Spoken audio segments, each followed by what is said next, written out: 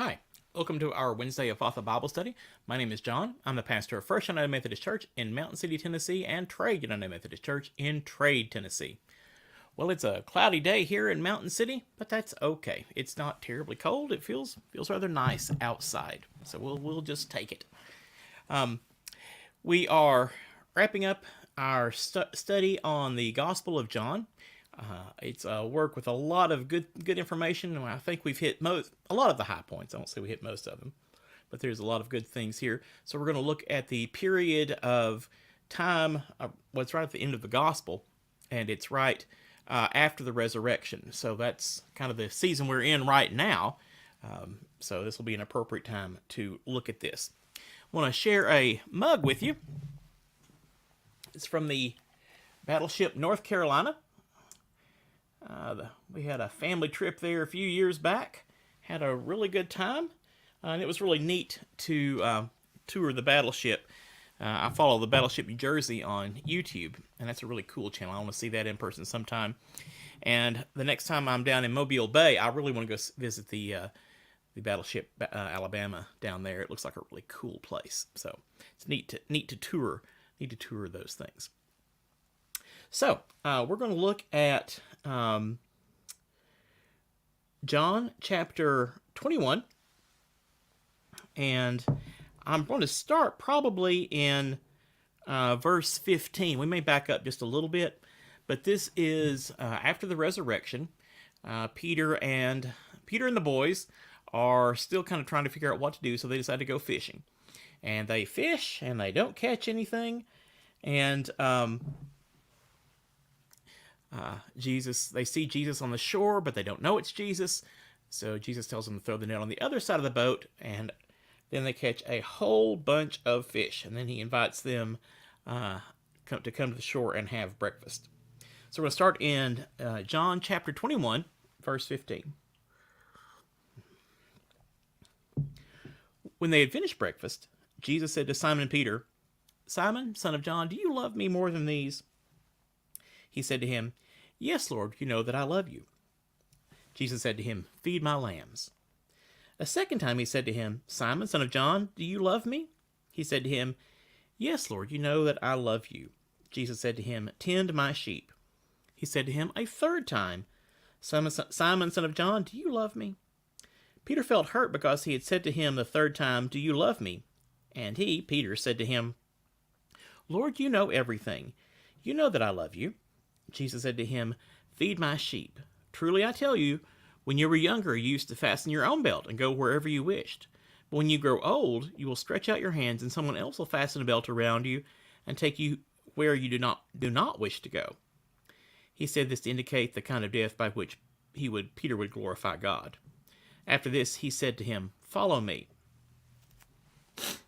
Okay, now this is really interesting too. We're going to get into the threefold Jesus asking Peter, "Do you love me?" But in verse 20, Peter turned and saw the disciple whom Jesus loved following them.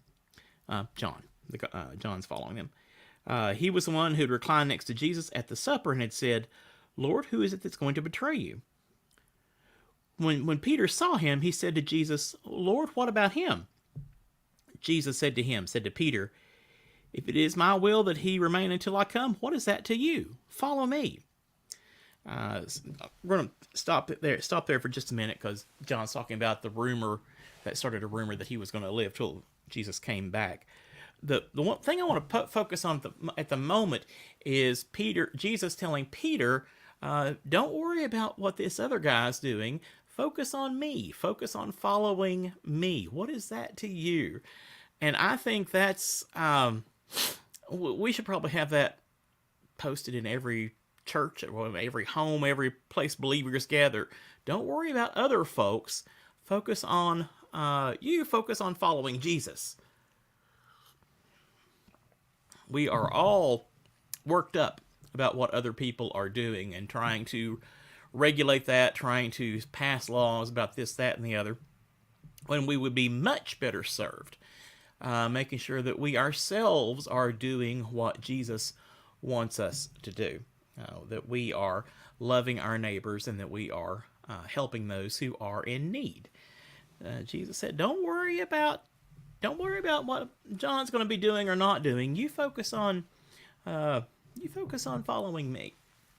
That is such good advice. And I think we get it's more fun to focus on other folks, especially if they've made a mistake. It makes us feel good about ourselves, and we should definitely repent of that and try to do better. It's easier to judge others for what we see. We can find excuses for ourselves very easily. Well, I know I did this thing, but I've got a really good reason.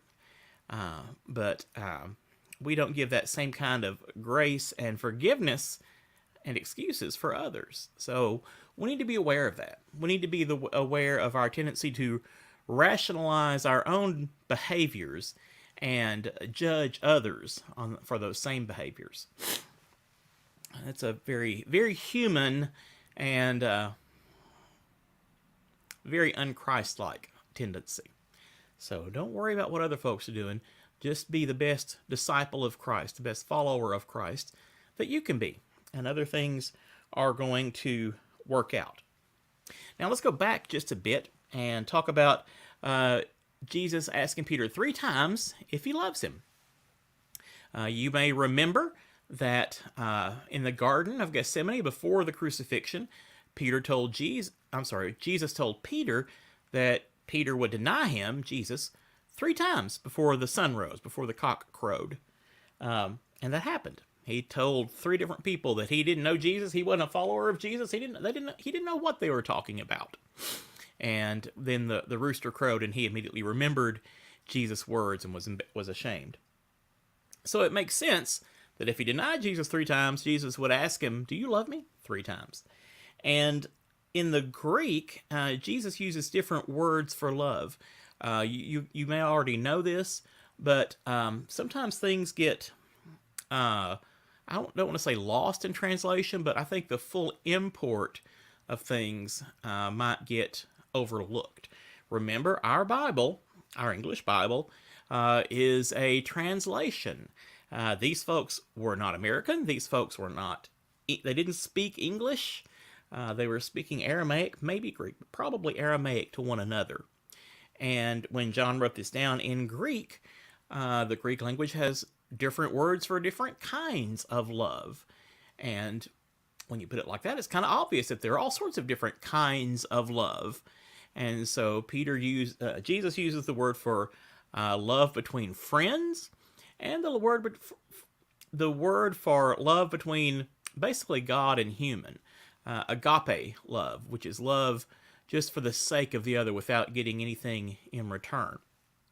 So Jesus is kind of exploring, or at least making Peter think about all the different ways that Peter should be in relationship with Jesus, that Peter wants to be in relationship with Jesus, and how Peter needs to restore that relationship.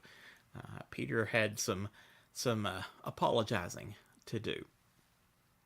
He reacted out of fear of the guards, fear of the consequences of saying yes, he was a follower of Christ to the temple authorities. But the fact remains that he denied Jesus. So it was appropriate that he be reconciled to Jesus, and Jesus forgave him. He restored him, and in fact, Jesus, I think, was already in the process of forgiving Peter. Let's see, where was it? In one of the resurrection stories, the women who were there, and let's see. Nope, it's not John. Well, one of the Synoptic Gospels. Jesus tells the women to go tell my brothers and Peter, go tell my followers and Peter that I have risen, and I will see you in Jerusalem.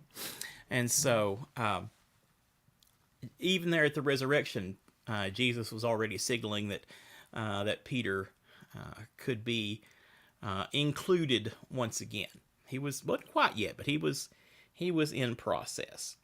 So that's a good thing. It's a good thing to know that God's forgiveness is extended to us even before we repent, even before we admit we've done wrong.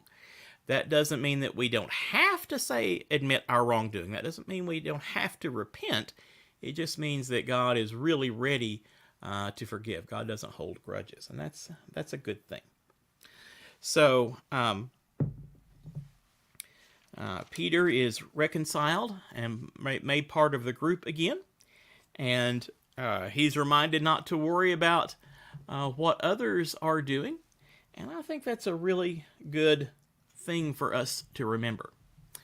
So next time when we meet, next Wednesday, we'll pick another book of the Bible and start working on that. If you've got ideas, oh, Gail's in the house. Hello, Gail. It's good to see you. I'm just saying that if folks have a particular book they want to study about or a topic they want to know more about, you can put it in the comments, or you can email me at my email address. You can shoot me an email, and I'll be glad to talk about whatever people want to know about. So I hope you guys have a blessed week, and we will see you on the next video. Take care. God bless you. Bye-bye.